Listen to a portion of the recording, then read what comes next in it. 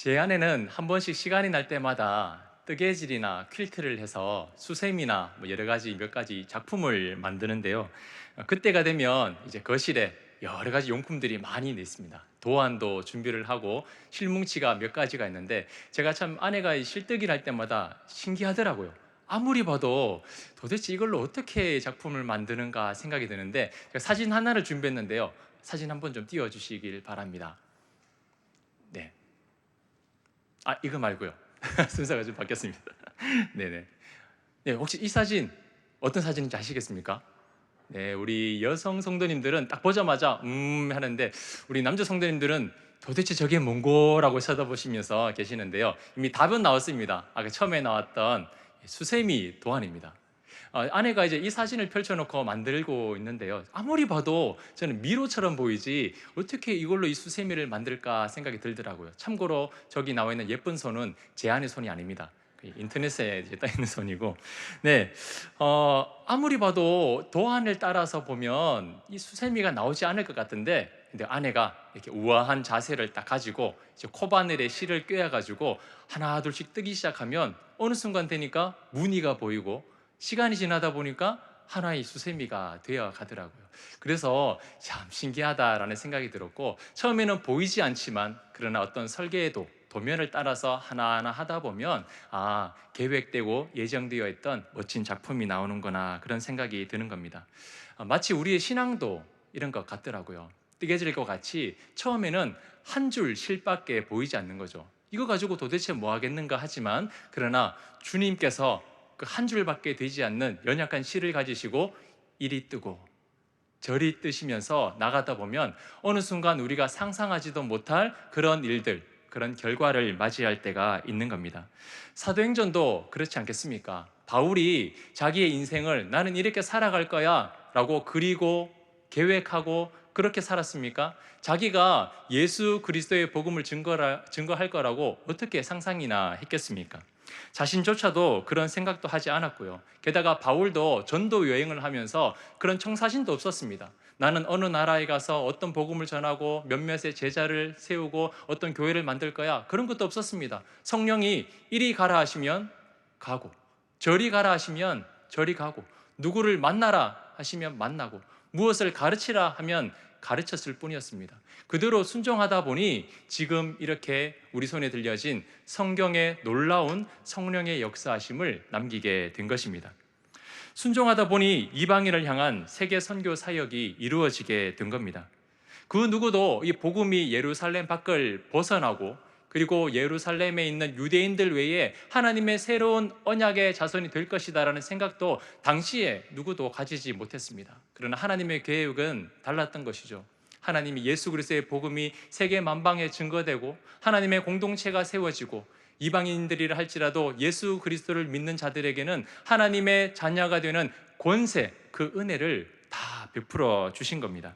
이 모든 것이 하나님의 계획이었고 하나님의 놀라운 작품이었습니다.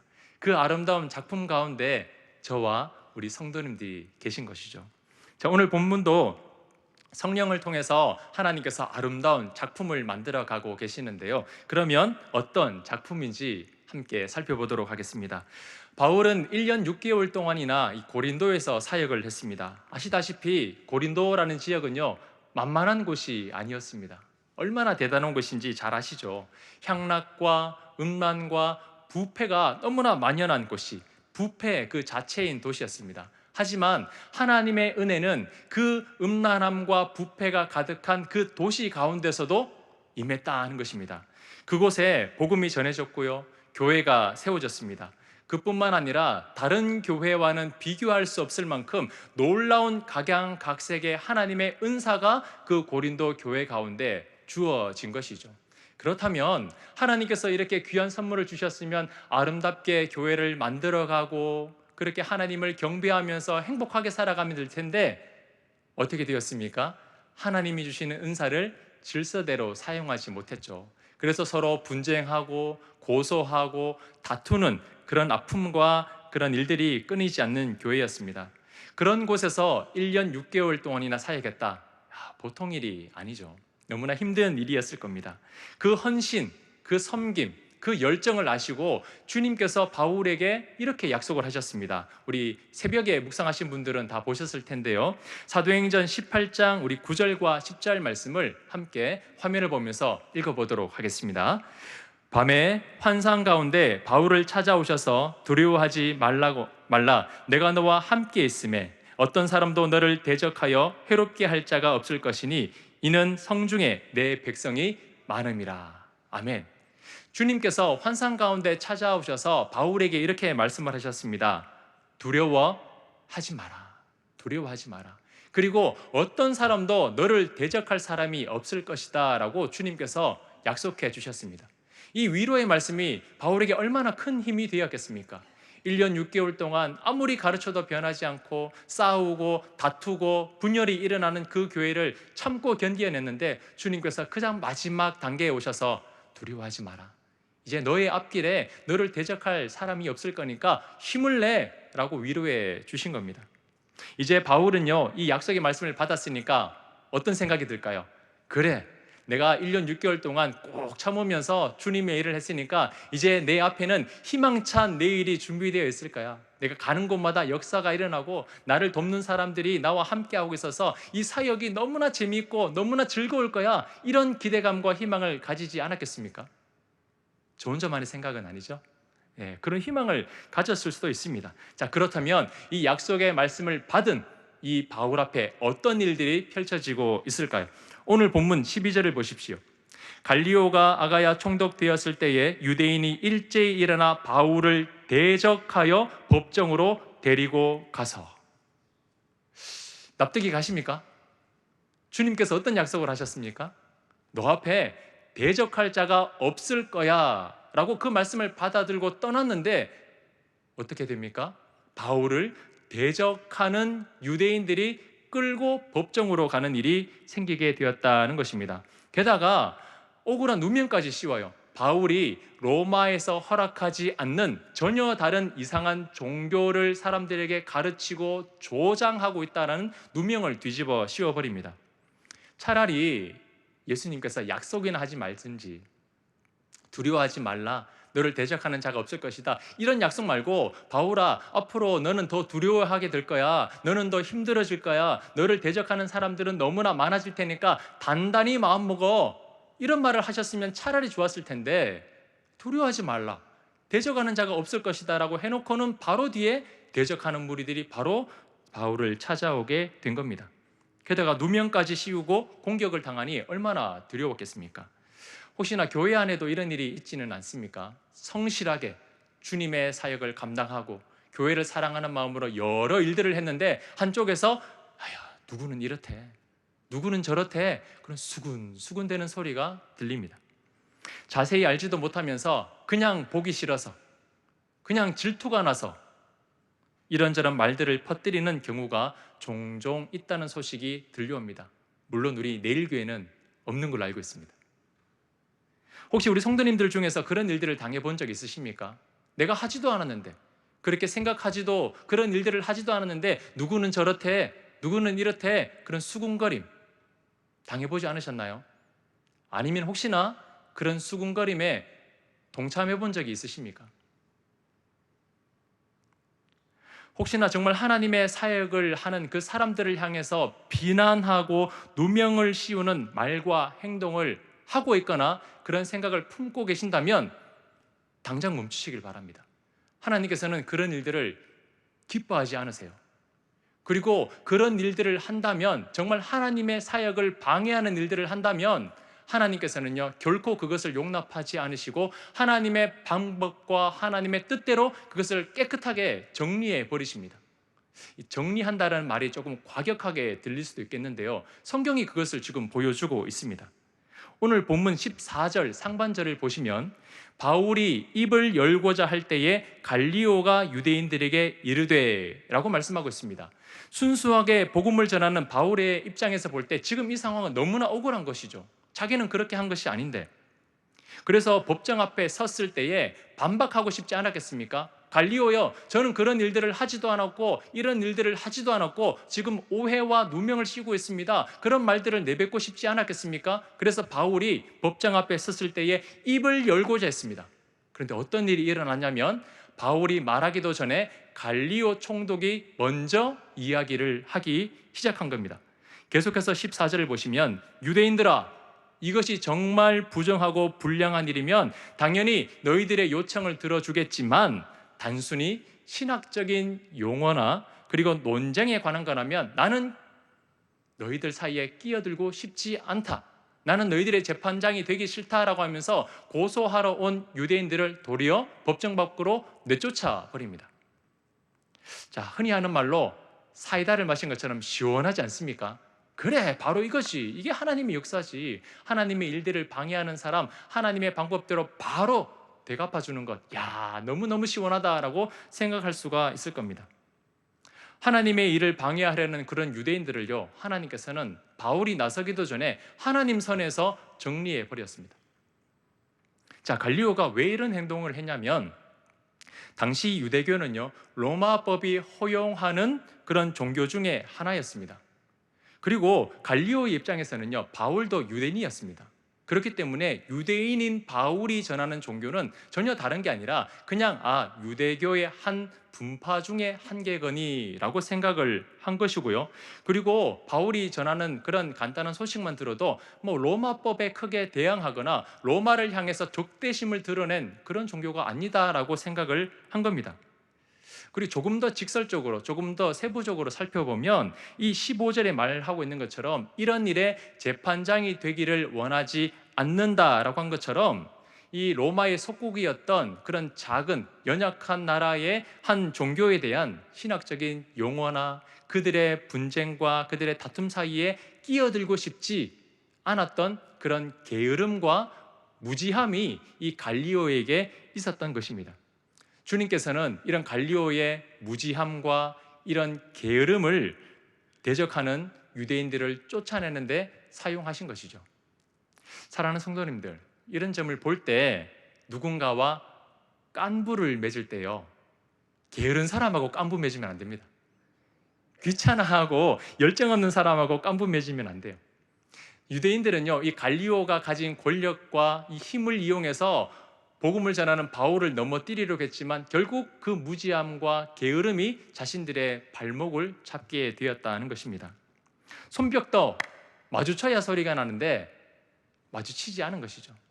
하나님의 역사가 없는 곳에는요, 이런 질서와 화합이 없습니다. 그냥 단순한 자기 열심만 있을 뿐이에요. 나는 이렇게 하고 싶다는 충동으로 하나님의 일들을 방해하는데 맞장구 쳐주는 사람이 없는 것이죠. 그러나 하나님이 역사하시는 곳이 있는 곳은 다릅니다. 삼위 하나님이 완벽하게 연합하신 것처럼 하나님이 역사하시는 곳에는요, 완전한 연합이 이루어진다는 사실을 우리는 기억해야 됩니다. 그래서 하나님의 일하심이 없는 곳에는 질서가 없고 화합이 없기 때문에 우리는 그런 곳에 가는 것을 경계해야 됩니다. 그런 자리를 멀리해야 되는 것이죠. 이것이 바로 주님께서 두려워하지 말라고 그리고 침묵하라고 하신 이유 중에 하나였습니다. 두려운 일이 있을 거야. 그렇기 때문에 두려워하지 말라라고 한 것이죠. 분명 바울의 남은 복음의 전도 사역 가운데는요, 너무나 힘든 일들이 많았습니다. 죽을 뻔한 적도 있고요. 몇 번이나 이 복음을 내버리고 싶은 그런 일들이 얼마나 많았습니까? 그런데 주님께서는 그런 일들이 있기 때문에 앞으로 두려워하지 말라라고 약속하신 것이죠. 왜요? 그런 순간이 있지만 그것으로 인해서 너는 무너지거나 죽는 거나 복음이 중단되는 것이 아니라 그 가운데 주님의 역사하심이 분명하게 있기 때문이다라는 겁니다. 그냥 겉으로 볼 때는요, 대적들의 숫자는 많습니다. 바울은 한 명이었어요. 그러나 바울을 끌고 가는 유대인들은 다수였습니다. 그리고 그들이 하는 일들은요, 바로 멱살을 잡고 법정으로 끌고 갈 만큼 다급하게 이루어집니다. 지금 당장 앞에 어떤 큰일이 일어나는 것 같아요. 하지만 거기까지입니다. 겁을 주고 겁박하고 당장 집어넣을 것처럼 협박은 하지만 그러나 거기까지예요. 하나님이 허락하시지 않는 한 대적들은요, 더 이상 할 수 있는 것이 없다라는 사실을 기억하시길 바랍니다. 위협하는 것까지밖에 할 수가 없습니다. 그들이 의지하려고 하는 그런 권력과 힘 안으로 들어갔습니다. 법정 안으로 들어갔어요. 하지만 한순간에 도리어 그 힘에 의해서 쫓겨나 버리는 것이 대적들이 맞이할 최후의 순간이라는 것입니다. 그래서 우리가 믿을 거는요, 세상의 힘과 권력과 다수가 가진 힘이 아니라 오직 여호와 하나님이 우리의 힘이신 줄 믿으시기를 바랍니다.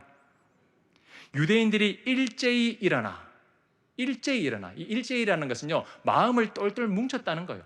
아무리 자기들끼리 마음을 똘똘 뭉치고 이 사람 어떻게 한번 해보려고 마음을 먹고 작당을 해도 하나님께서 기뻐하시지 않는 일이라면 결국 그 일은요, 하나님 선에서 정리가 된다는 것입니다.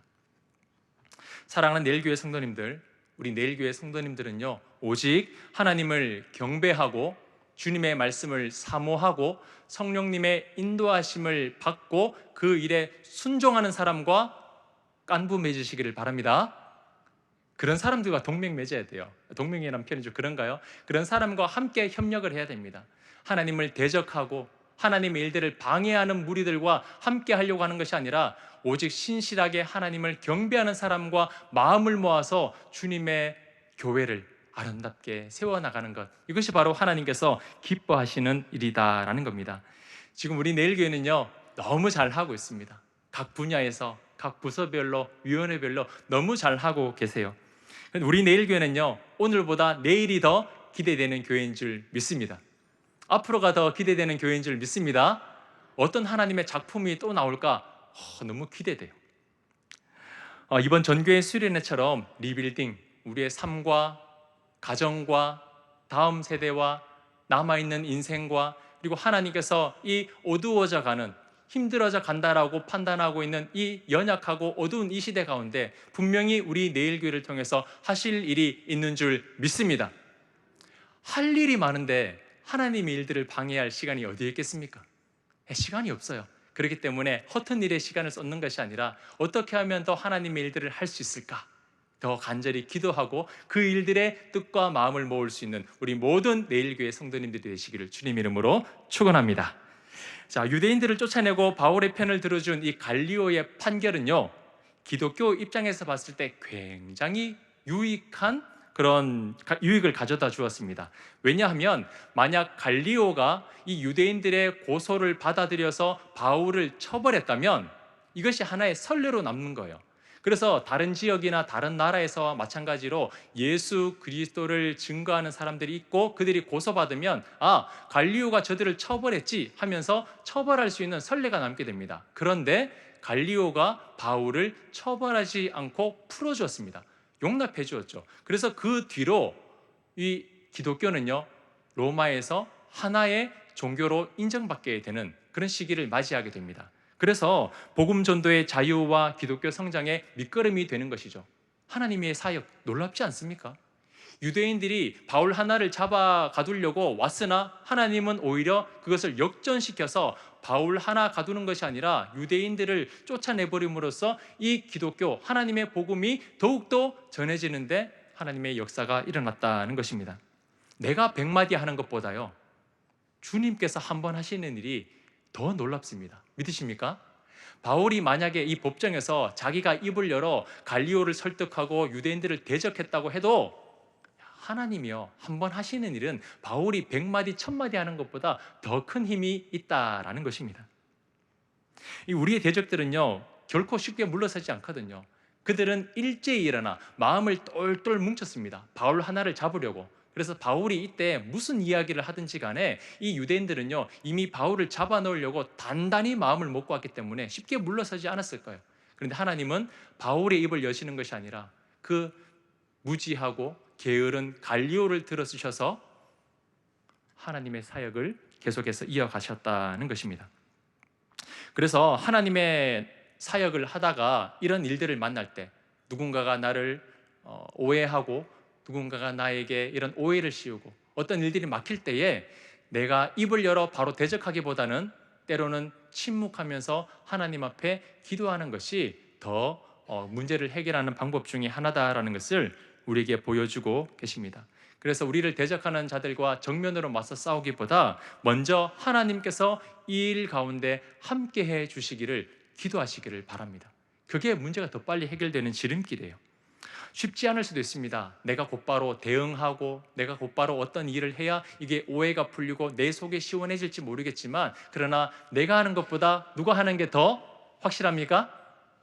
네, 주님께서 하시는 게 더 확실하죠. 그래서 주님께 그 모든 일들을 맡겨야 한다는 것입니다.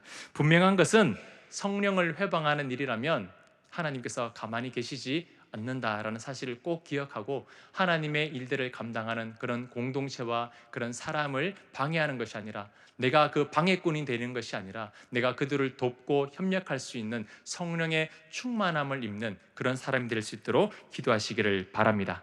자, 그리고 18절을 보시면 바울은 겐그레아에서 머리를 깎습니다. 머리를 깎는다는 것은 나시린의 서원과 관계가 있는데요. 민수기 6장 18절 말씀을 한번 화면을 보면서 같이 읽어보도록 하겠습니다.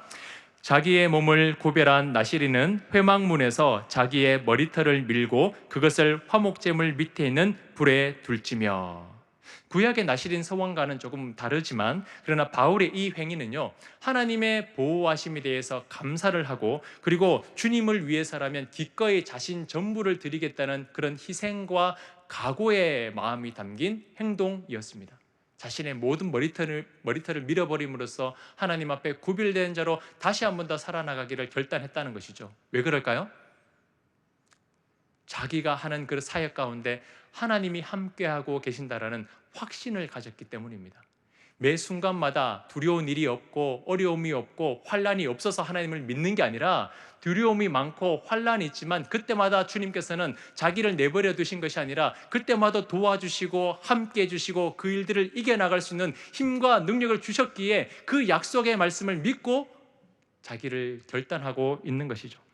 사랑하는 성도님들, 우리가 이러한 사실을 굳게 믿고 나아가시기를 주님 이름으로 축원합니다. 우리 일 앞에 어려움이 없는 게 아닙니다. 많은 두려운 순간이 있습니다. 많은 대적들을 만날 수 있습니다. 그러나 그때마다 주님이 우리와 함께 하심을 꼭 믿으시기를 바랍니다.